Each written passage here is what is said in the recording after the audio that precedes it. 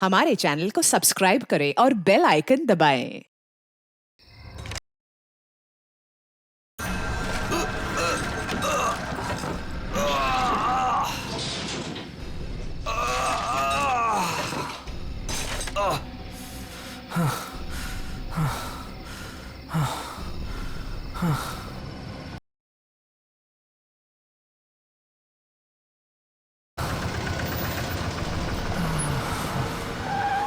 क्या हुआ भाई?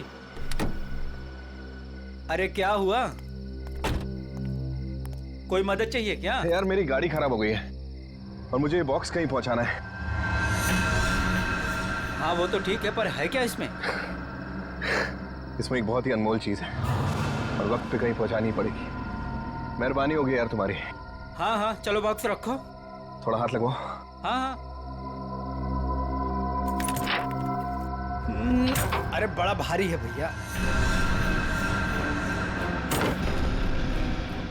उठाओ। इतना बड़ा बक्सा।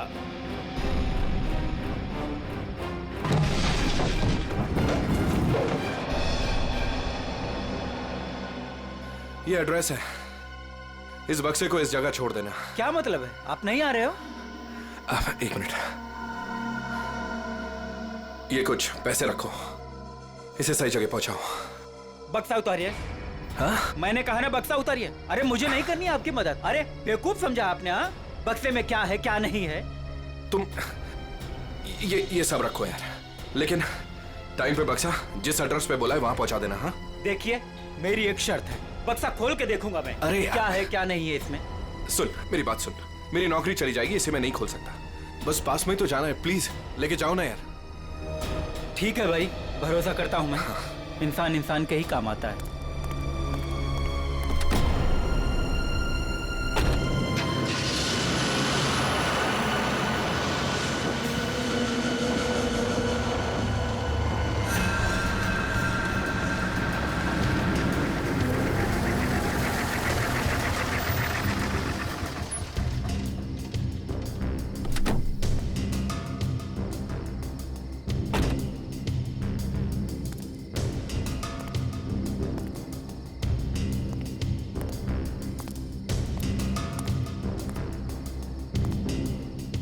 पता तो यही।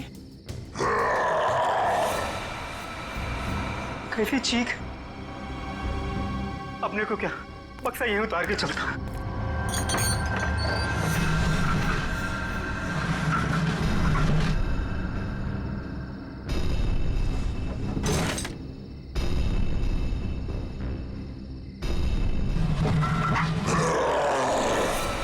बक्से में से चीख! हे भगवान!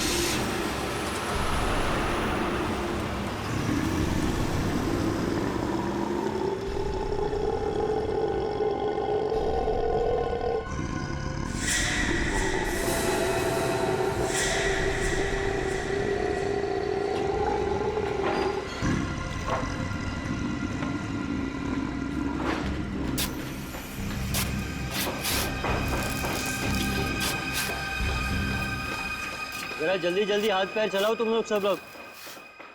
15 दिन में ये बिल्डिंग पूरी करके देनी है हमें, वक्त नहीं है हमारे पास। और सोनू, तू इतना सुस्त क्यों है? खाना वाना नहीं खाता क्या? चल जल्दी काम कर। कौन है वहां पे? मैंने पूछा कौन है वहां पे? अभी तो बिल्डिंग का काम भी खत्म नहीं हुआ है और अभी से बिल्डिंग टूटने लगी। सोनू जरा देख तो।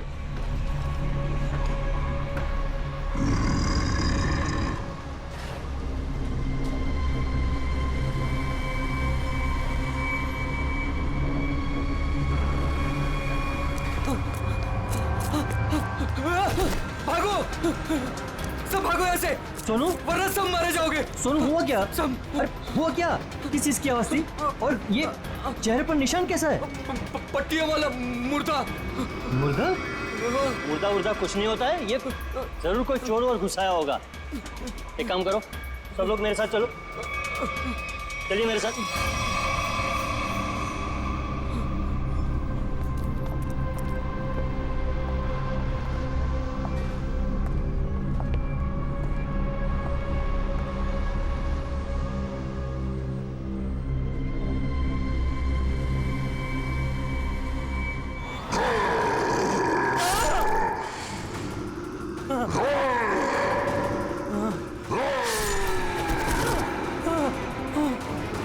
भागो भागो, सब यहाँ से भागो, पट्टियों वाला मुर्दा, भागो।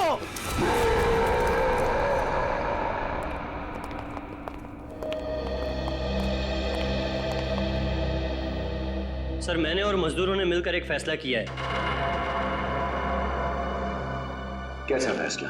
कि हम आपकी बिल्डिंग में अब काम नहीं करेंगे। तुम क्या बकवास कर रहे हो तुम? सर, लगता है आपकी नजर कमजोर हो चुकी है, इसलिए मेरे चेहरे पर ये निशान आप देख नहीं पा रहे। ये हाँ, शराब पी के झगड़ा किया होगा। सर, ये उस आत्मा की देन है जो आपकी बिल्डिंग में है। आत्मा? क्या बकवास कर रहे हो तुम? हाँ? मैं जानता था कि आप मेरी बातों पर विश्वास नहीं करेंगे, इसलिए मैं साथ में सोनू को भी लाया हूं। सोनू,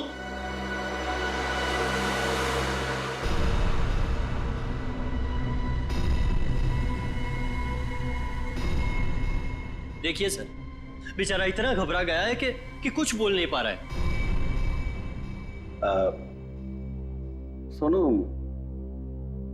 ये सब क्या है? साहब, पट्टी वाला मुर्दा और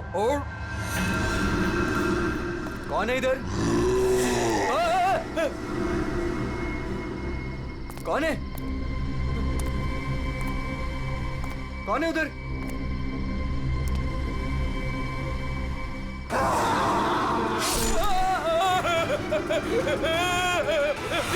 मुझे लगता है कि तुम सब लोग काम कम और नशा ज्यादा करते हो, तभी ऐसी बहकी बहकी बातें कर रहे हो।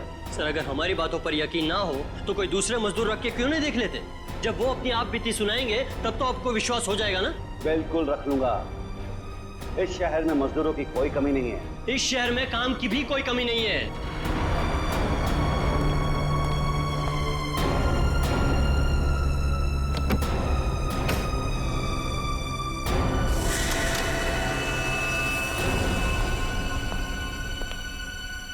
ये तुम्हारा आज तक का हिसाब। और एक बात याद रखना कि इस बिल्डिंग पर मेरे और मेरे इन्वेस्टर्स के करोड़ों रुपए लगे हैं। तो तूने बाहर जाकर इस बिल्डिंग के बारे में कोई बकवास की या कोई झूठी अफवाह भी फैलाई तो फिर मुझसे बुरा कोई नहीं होगा। दिनेश, पैसे कोई पेड़ पे नहीं उगते, समझे? हाँ, और हम तुम्हारे फाइनेंसर हैं, कोई एटीएम मशीन नहीं कि जब दिल में चाहा कार्ड डाला और पैसे ले लिए। देखिए, आप लोग बेवजह भड़क रहे हैं। बेवजह? तुमने कमिटमेंट किया था, अब तक बिल्डिंग तैयार हो जाएगी, क्या हुआ? हाँ चंदू, मैं बिरयानी बना रहा हूँ, कोई 2 मिनट में बनने वाला बर्गर नहीं। जब आप लोग बिल्डिंग की क्वालिटी देखेंगे तो आप लोगों को खुद ब खुद ये एहसास हो जाएगा कि आप लोगों का पैसा बिल्कुल सही जगह लगा है। हाँ, पता चल रहा है कि इन्वेस्टमेंट कहाँ पर हो रहा है। वैसे काफी अच्छी पार्टी थी आपने अपने शादी के सालगिरह की। और Natasha, excuse me, sorry sir, मैं आप लोग को तो अपनी फ्रेंड से मिलवाना ही भूल गई। Meet, come. She is Tina, Swati. बस हमें किसी से नहीं मिलना। दिनेश, इस बार अगर तुमने जबान पलटी ना, 15 दिन मतलब 15 दिन, दैट फाइनल। हाँ हाँ, 15 दिन पक्का। और हाँ, 15 दिन से ज्यादा हुआ ना तो तुम्हारा घर और भाभी जी के गहने बेच करके अपने पैसे हम लोग वसूल लेंगे, समझा? अरे पक्का कहाँ? दिनेश सुनो ना। एक्सक्यूज मी, आपकी भाभी बुला रही है। मन से, एक्सक्यूज मी। जल्दी आइए ना। क्या है? दिनेश देखिए ना, मार्केट में नया हार आया है, आप कभी लेकर देंगे मुझे ये?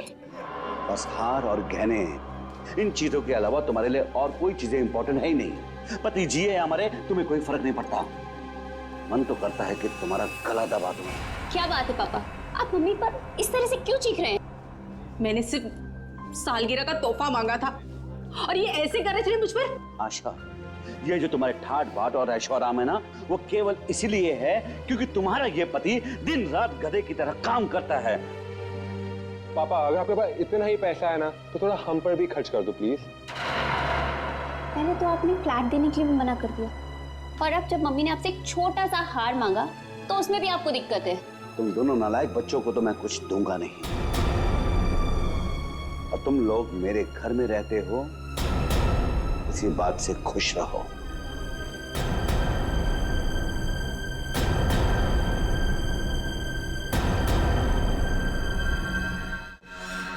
नहीं चाहिए मुझे नकली जेवर, जिंदगी भर मुझे नकली जेवर ही दिए हैं।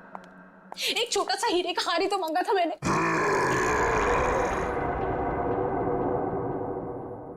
कौन कौन है वहां? कौन है वहां? कौन है वहां?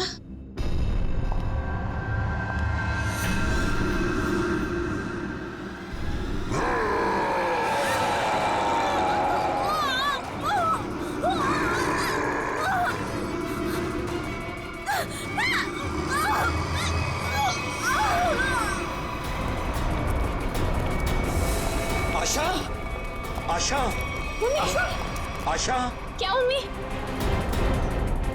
आशा, ये सांस क्या मम्मी को? मर गई।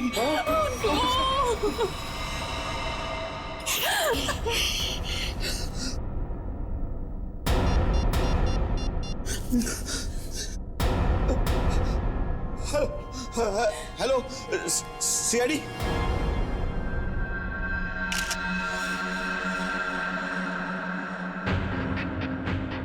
ये निशान देखा गले में?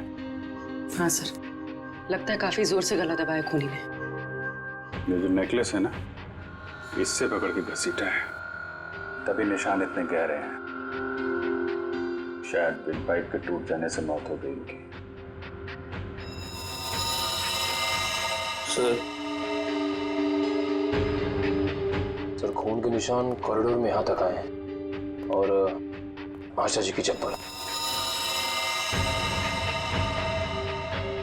अपने आप को बचाने में बहुत स्ट्रगल किया होगा इन्होंने,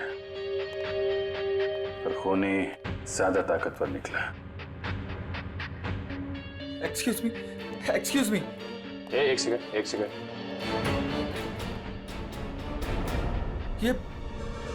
ये सब कैसे हो गया सुलेखा? आज तो इतना शुभ दिन था, शादी के सालगिरह वाले दिन। आपकी तारीफ? जी, मैं सुलेखा का हस्बैंड। अच्छा, तो आशा जी आपकी सास थी? जी। सास ससुर की एनिवर्सरी पार्टी में आप काफी लेट नहीं आ रहे हैं? वो बिजनेस मीटिंग में फंस गया था, इसलिए लेट हो गया। बस अभी पहुंचा हूं। ठीक है, इधर आ जाइए आप। दिनेश जी, आपको किसी पे शक है? कौन कर सकता है ऐसा काम? सर, मेरी वाइफ की किसी से कोई दुश्मनी नहीं थी। सर, मैं यही कह रहा हूँ कि दिनेश ने खुद ही अपनी बीवी का खून करवाया है। सर, हमने इसका झगड़ा सुना था। ये अपनी बीवी से कह रहा था कि मैं तुम्हारा गला दबा दूंगा। पति जिए या मरे तुम्हें कोई फर्क नहीं पड़ता। मन तो करता है कि तुम्हारा गला दबा दूं। तो बकवास कर रहे लोग। अगर मैंने गुस्से में कुछ कह दिया तो इसका मतलब ये तो नहीं ना कि मैं सचमुच वो कर दूंगा। वैसे ऐसा हुआ क्या था कि आपको इतना गुस्सा आ गया कि आपने गला दबाने की धमकी दे दी, वो भी शादी की सालगिरह वाले दिन? सर, इसकी वजह भी ये लोग ही है। ये मेरे इन्वेस्टर्स हैं। अब मुझे एक पाई ऐसे देते हैं जैसे मुझ पर एहसान कर रहे हैं। तुम लोगों की मैं एक पाई चुका दूंगा, वो भी ब्याज सहित, समझे? तो दे दो ना। एक मिनट, बिजनेस की बातें मत कीजिए।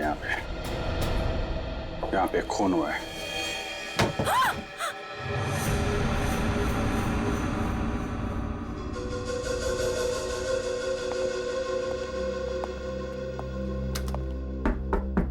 कौन है अंदर?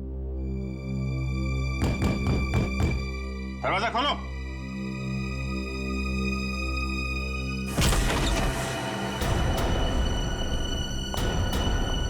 ओह माय गॉड, कौन है ये? सुनिए। छोटो, कौन हो तुम हैं? और यहाँ क्यों छुप के बैठी हो? मुर्दा पट्टियों वाला मार डालेगा। सर डरी हुई है, ऊपर से जख्मी भी। देखो, आप बिल्कुल घबराइए मत। हम लोग सीआईडी से हैं। आपका नाम क्या है? कोमल। कोमल? कोमल, आप यहाँ क्यों छुप के बैठी थी? वो पट्टियों वाला मुर्दा बाहर घूमते हुए देखा। पट्टियों वाला मुर्दा? जैसे मैं यहाँ से बाहर निकली तो पट्टियों वाला मुर्दा बाहर था। अच्छा ठीक है, तुम वो जो भी पट्टियों वाला मुर्दा था उसका स्केच बनवा सकती हो? हाँ। Very good. स्केच आर्टिस्ट को बुलवाओ और इस घर का कोना कोना छान मारो। देखो खूनी के बारे में कुछ सुराग मिलता है क्या? सर! आप सर ये पट्टी मिली है। क्या? यहाँ पर। कोमल ने देखा पट्टी वाला मुर्दा और यहाँ पे पट्टी का टुकड़ा मिला। सर स्केच तैयार है। तो ये है वो पट्टी वाला मुर्दा। इस मुर्दे का और इस पट्टी का क्या राज है, जल्द से जल्द पता लगाना होगा। गले का हार बेचारी का फांसी का फंदा बन गया। जैसे ही खूनी ने हार खींचा, बेचारी कुछ नहीं कर पाई। सर वो आदमी गले का हार छीनने के लिए आया था, ऐसा लगता नहीं। वही तो सचिन, वही तो राज है। बड़ा अजीब तरीका ढूंढा खून करने का यार। हाँ जयवंती, डॉक्टर साहब को जरा स्केच दिखा। Yes sir. ये देखिए सर, ये मम्मी की ड्रेस है। मम्मी मतलब माँ? मम्मी नहीं प्रेडी, मम्मी। हजारों साल पहले जब इजिप्ट में राजा महाराजा मर जाते थे तो उनकी बॉडी को एम्बाम कर दिया जाता था। अलग अलग तरीके की सीक्रेट्स, दवाइयां, मरहम, बाम वगैरह लगा दिया जाता था उनकी बॉडी पर और बाद में इन पट्टियों से उसे ढक दिया जाता था। इससे मम्मी सड़ती नहीं थी। मर गए मतलब हजारों साल पुरानी लाश यहाँ पे आ गई और एक के बाद एक खून कर रही है। तो शायद अगला खून तुम्हारा होगा। मेरा हो गया? अब चुपचाप खड़े रहो और एक बात ध्यान में रखो, मम्मी कभी सड़ती नहीं है और ना मम्मी कभी जिंदा होती है। अच्छा सर, ये जो पट्टी का टुकड़ा हमारे हाथ लगा है, कहीं ऐसा तो नहीं कि ये खूनी के साथ हाथापाई के दौरान आशा जी के हाथ आ गया? नहीं, ऐसे नहीं हुआ। तारिका जी, आप ठीक है वहां पे? नहीं। फिर एक सीआईडी ऑफिसर बोल रहा है कि इनके हाथों में पट्टी आई थी, मतलब आई थी। सीआईडी ऑफिसर आसमान से उतरता है क्या? उससे गलती नहीं हो सकती। ये पट्टी का टुकड़ा जो आप लोग लेकर के आए हैं, ये हाथापाई में नहीं फटा है। अगर हाथापाई में फटता तो सीधा नहीं फटता, टेढ़ा मेढ़ा फटता, समझे? और ये टुकड़ा कोई मामूली टुकड़ा नहीं है। 1500 साल पुराना है ये टुकड़ा। 1500 साल? 1500 साल? 1500 साल? जी, किसी ने मम्मी की पट्टियां खरीद ली हैं। कहां से सालूं के साहब? ये इजिप्ट से? अरे यार, लोग पुरानी मम्मियां खोद खोद के निकाल रहे हैं और चोरी छिपे बाजार में बेच रहे हैं। ऐसी एक मम्मी शायद इंडिया में आ गई। बाप रे!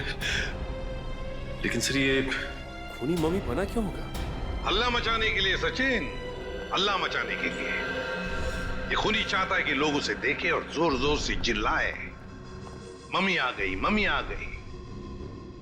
ये खून उस खूनी मम्मी ने ही किया है और वो पट्टी का टुकड़ा जानबूझकर छोड़ गया है हमारे लिए सबूत।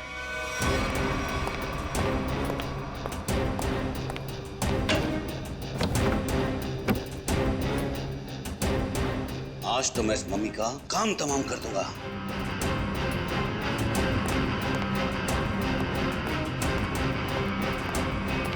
सर, ये सोनू है, दिनेश की बिल्डिंग में काम करता है। अच्छा, सोनू साहब कोई पैसा वैसा नहीं था दिनेश साहब के पास, कंगाल थे वो।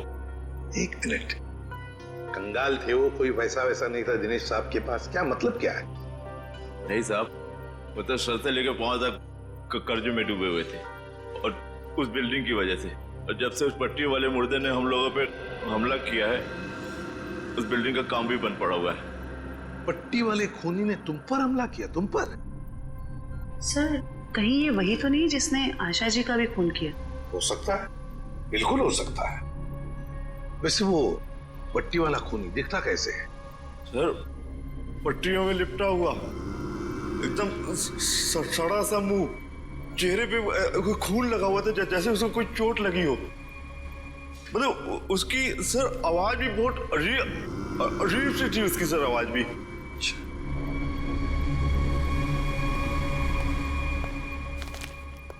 एक मिनट, क्या वो ऐसा दिखता था? हाँ साहब, ये तो था वो। चलो ठीक है, तुम जा सकते हो। अगर जरूरत पड़ी तो हम तुम्हें फिर से बुला लेंगे। सर, ये जो कोई भी आशा जी का खून करने के लिए आया था, या तो पहले से मम्मी बन के आया था, या फिर पार्टी में आने के बाद उसने अपना हुलिया बदला है। सर, काम करते हैं, पार्टी का फुटेज देखते हैं।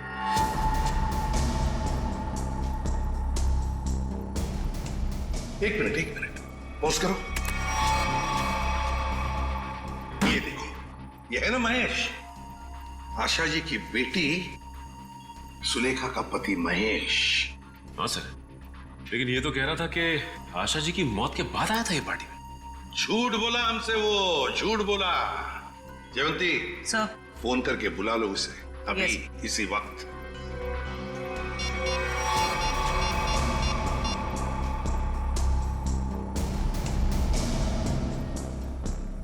सर, फोन नहीं उठा रहा है। महेश फोन नहीं उठा रहा है, उसकी आधी कारस्तानी तो इसी से समझती है। रेडी, मोबाइल फोन रिकॉर्ड्स निकालो उसके।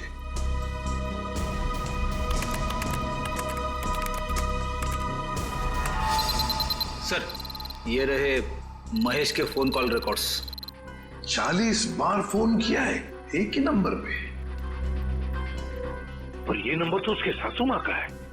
सर, सासू माँ से इतना ज्यादा लगाव?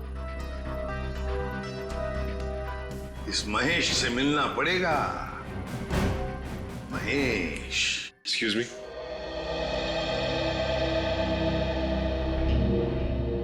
क्या महेश घर पे है इस वक्त? नहीं सर, महेश जी तो अभी घर पे नहीं है। लेकिन प्रॉब्लम क्या है सर? देखिए, महेश ने हम सबसे झूठ बोला। जब आपकी माँ का खून हुआ, उससे पहले ही महेश वहां मौजूद था। आपका मतलब है मेरे पति ने खून किया है? देखिए, हमें उस पर शक है। लेकिन सर वो ऐसा क्यों करेंगे? पैसों के लिए, पैसों के लिए किया होगा उसने। सब पैसों के लिए? लेकिन सारा पैसा तो डैडी के पास है, उन्होंने आज तक माँ को कभी कुछ नहीं दिया। तो फिर महेश जी जो क्यों हत्या करेंगे मेरी मॉम की? अब ये सब कुछ तो हमें महेश ही बताएगा।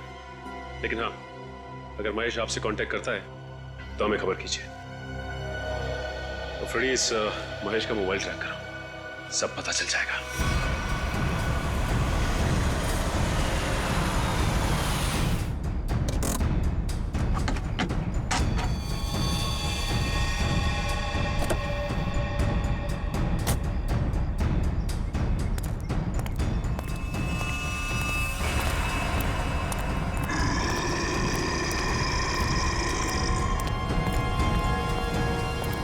आज ये पट्टियों वाला मुर्दा मिल जाए बस।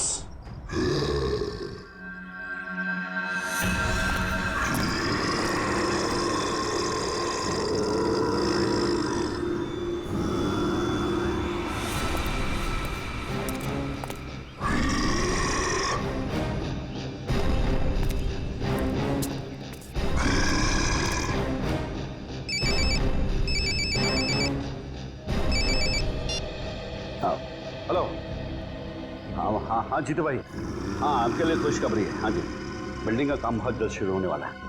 कोई मजदूर वहाँ काम करने को तैयार नहीं है। क्या तुम वहाँ का सारा काम खुद करोगे? नहीं जीतू भाई, मैं उस वजह को ही खत्म कर दूंगा जिसके कारण सारे मजदूर डरे हुए हैं।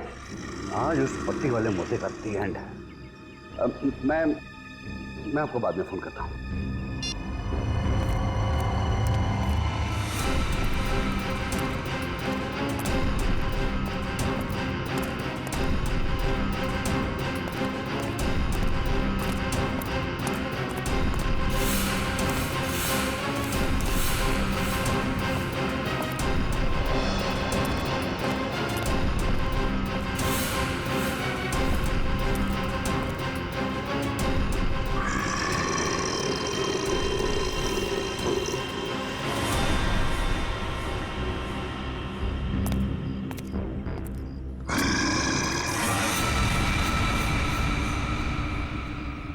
आवाज आई,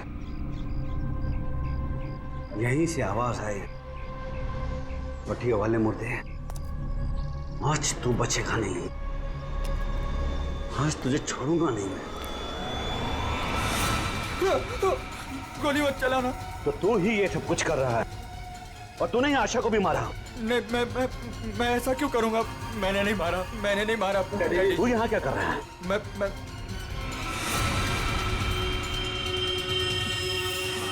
डैडी, वो आपके पीछे है। ना महेश, मैं तेरी किसी भी चाल में आने वाला नहीं। मैं सच कह रहा हूँ, वो पट्टी वाला मुर्दा आपके पीछे ही है।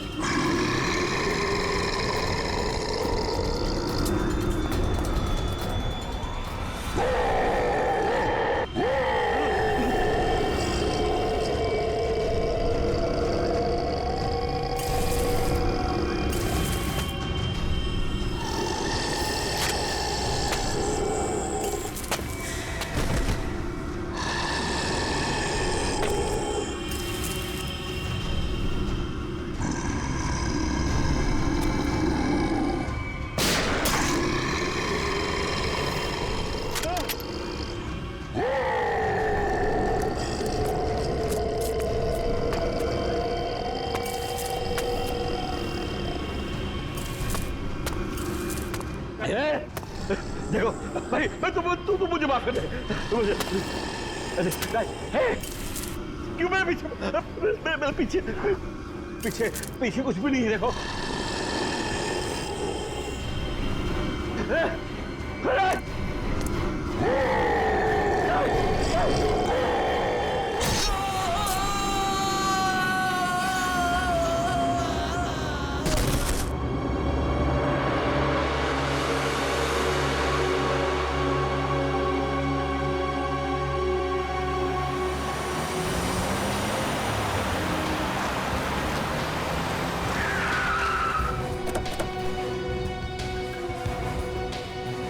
सर, मोबाइल कंपनी वालों से पता चला है कि ये दिनेश का मोबाइल भी यहीं पे है। इससे पहले महेश दिनेश को नुकसान पहुंचाए, हमें उसे बचाना होगा। अरे सर, दिनेश। चलो देखते हैं।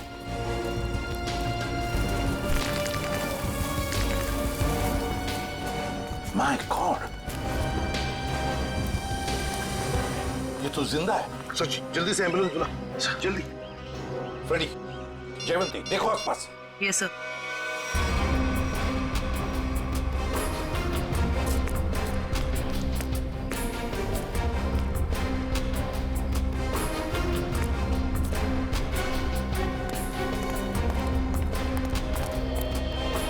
महेश सर। हाँ फ्रेडी, क्या हुआ? सर, महेश बेहोश है। महेश, महेश। सर, हाँ? ये गन पड़ी हुई थी अब। सर, हम तो सोच रहे थे कि इन सब के पीछे ये महेश है, लेकिन ये तो खुद ही बेहोश पड़ा है। हाँ, ये तो महेश के होश आने के बाद ही पता चलेगा कि ये सब किसका किया कराया है।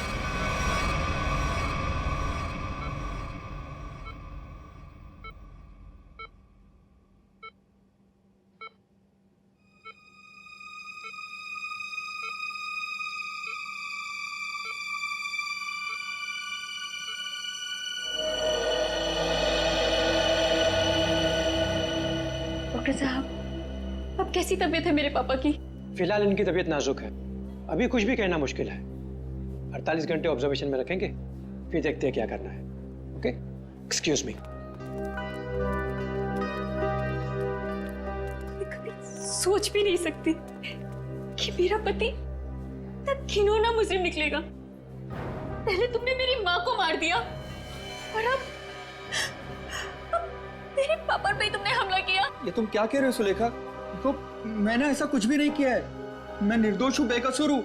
मैं हर मुजरिम यही कहता है कि उसने कुछ नहीं किया, वो निरपराध है।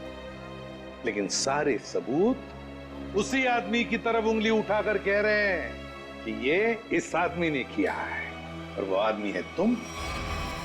लेकिन सर, आपके पास ऐसा कौन सा सबूत है जो ये साबित करता है कि खून मैंने किया है?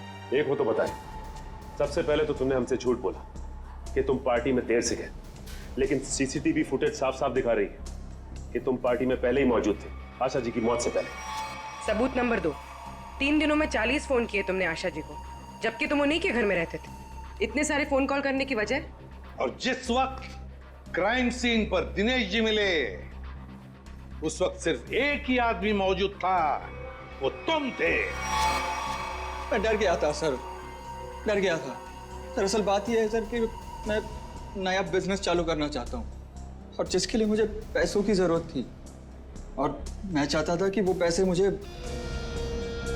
सासू माँ जी दे दे। बस सर, इसीलिए मैं उन्हें बार बार कॉल कर रहा था, और कोई वजह नहीं है सर। तो इनके कहने का मतलब है कि ये पार्टी में पैसे मांगने के लिए गए थे आशा जी से, है ना? हाँ सर, उस दिन मैंने देखा कि ये लोग बिजनेस के लिए मुझे पैसा नहीं दे रहे, और सासू माँ को लाखों करोड़ों के गहने दिए जा रहे। और तुमने गुस्से में आकर मार डाला आशा जी को? नहीं नहीं, मैंने उन्हें नहीं मारा। मैंने कहा ना, मैं उनसे पार्टी में बात करने गया था, पर मेरे बात करने से पहले ही उनका मर्डर हो चुका था। नहीं महेश जी, कौन विश्वास करेगा तुम्हारी इन बातों पर? पहले तुमने आशा जी को मारा, फिर दिनेश जी के पीछे पड़े, और वो भी कहां पर? अंडर कंस्ट्रक्शन बिल्डिंग में। ये गलत इल्जाम है। मैं वहां पर उनसे भी बात करने गया था, मैंने नहीं मारा। ऑफिस में नहीं जा सकते थे, घर में नहीं जा सकते थे? उनसे बात करने में ऑफिस से गया था, पर जब मैं ऑफिस पहुंचा सर, तो वो निकल चुके थे अपनी साइट पे सर, इसीलिए मैं साइट पर चला गया।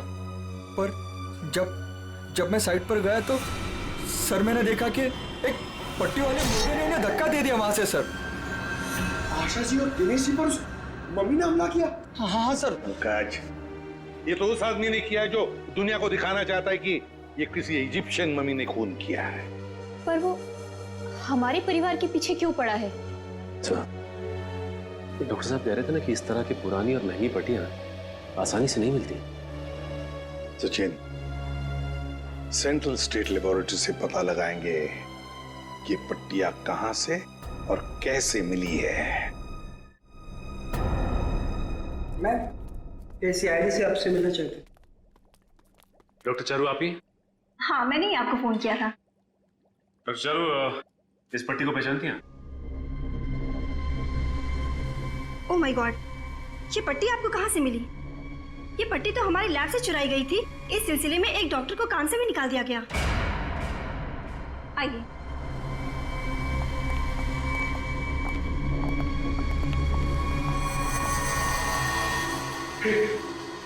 ये तो वही मम्मी है ना जो इजिप्ट में होती है। मतलब ये नींद में चलकर यहाँ पर आ गई। आप भी अच्छा मजाक कर लेते हैं। दरअसल हर साल इजिप्ट से इन मम्मीज को हमारे यहाँ रिसर्च के लिए भेजा जाता है, और सर ये मम्मीज 1500 साल पुरानी है। क्या सिर्फ इन्हीं मम्मीज की पट्टी गायब है? हाँ सर, कुल 5 मम्मीज की पट्टियाँ चोरी हुई थी, जिसमें से 2 पे मैं काम कर रही हूँ इन्हें गलने से बचाने के लिए। अच्छा, आप कह रही थी ना कि एक डॉक्टर को काम से निकाल दिया गया पट्टी चुराने के इल्जाम में, उसकी डिटेल मिल सकती है हमें? हाँ सर, देती हूँ।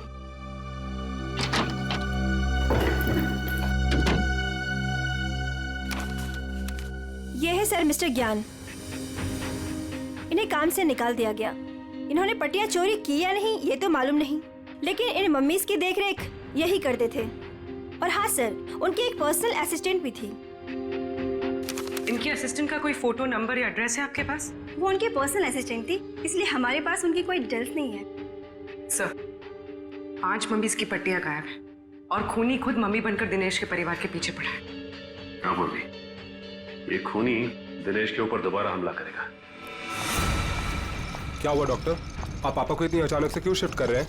देखिए, इनकी हालत पहले से ज्यादा बिगड़ गई है। अगर इन्हें आरजे हॉस्पिटल भर्ती नहीं कराया गया तो इनका बचना मुश्किल हो जाएगा।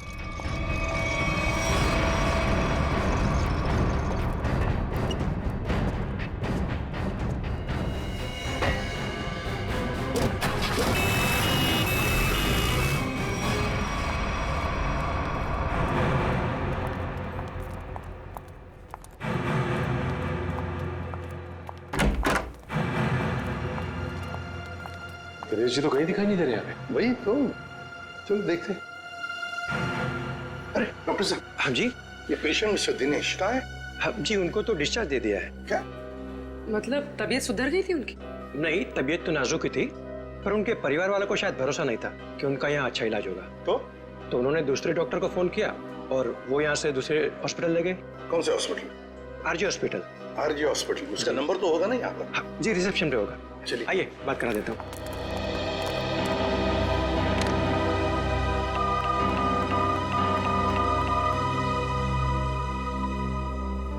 Hello, RJ hospital. देखिए, मैं एसीपी प्रद्युमन बोल रहा हूँ, सीआईडी से। आपके हॉस्पिटल में अभी अभी एक पेशेंट एडमिट हुआ है। दिनेश नाम है उनका। नहीं हुआ है?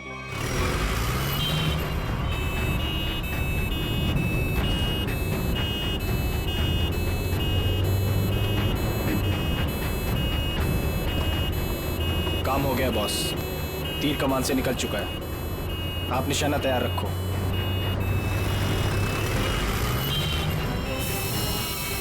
अरे धुआं कहाँ से आ रहा है? अरे गाड़ी रोको, गाड़ी रोको, गाड़ी रोको।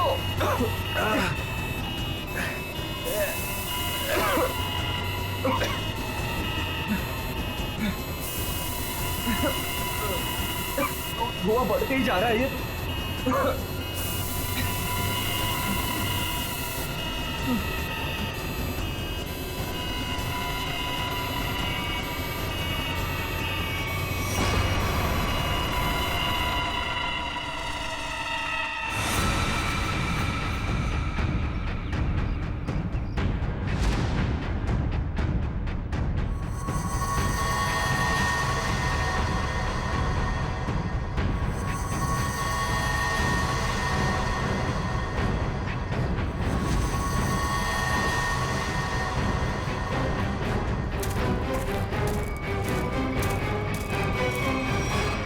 क्यों, अब तुम्हारे जीवन का मकसद पूरा हो गया? हाँ, पिछले 10 साल से मैं इसी दिन के तो सपने देखती आई हूँ। और देखो, आज मेरा सपना पूरा हो गया। नहीं, सीआईडी के रहते अपराधियों के सपने कभी पूरे नहीं होते। सीआईडी? क्यों डॉक्टर ज्ञान? पेशा डॉक्टर का और काम एक अपराधी का। अबे देख क्या रहे हो? उड़ाओ इन सीआईडी वालों को।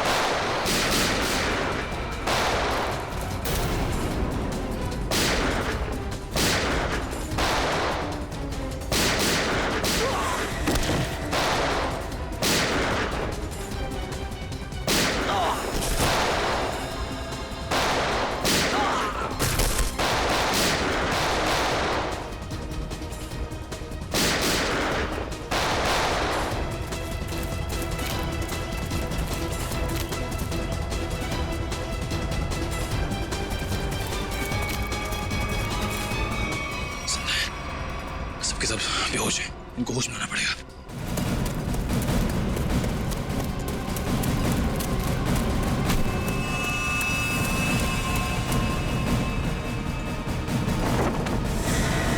तुम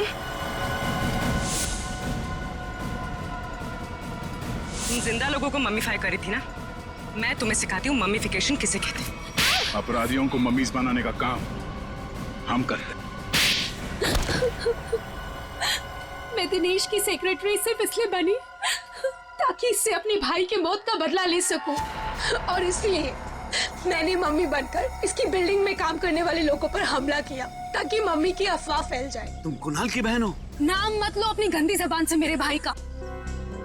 एक वक्त था जब वो तुम्हारा सबसे करीबी दोस्त था, और तुमने क्या किया? दोनों साथ गए थे ना विदेश पैसा कमाने के लिए। सर, इसको सहयोग से एक मम्मी मिली, और मेरा भाई चाहता था कि वो ये मम्मी वहां की देश की सरकार को सौंप दे, लेकिन ये दिनेश उसे ग्रे मार्केट में बेचना चाहता था। सर ऐसा सर।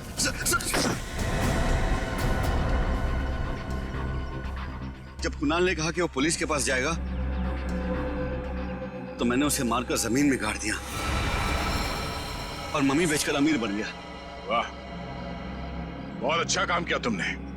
पैसों के लालच में तुमने दोस्ती को जमीन में गाड़ दिया।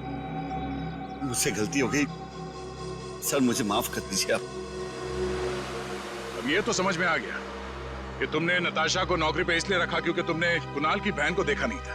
अगर ये बात समझ में नहीं आई कि डॉक्टर ज्ञान इस सब में तुमने इसका साथ कैसे दिया?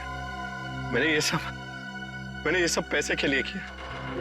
पैसों के लिए अपराध के दलदल में कूद गए तुम। और नताशा, तुम्हें पता कैसे चला कि तुम्हारे भाई का खून इस दिनेश ने किया?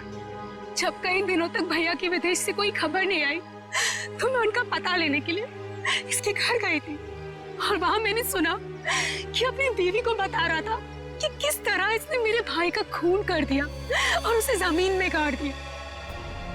आशा ये सब पहले से जानती थी, और इसलिए मुझे उसको मारने का कोई पछतावा नहीं है। पछतावा होगा, तुम सबको बहुत पछतावा होगा जब कानून तुम्हें कड़ी से कड़ी सजा सुनाएगा, शायद फांसी।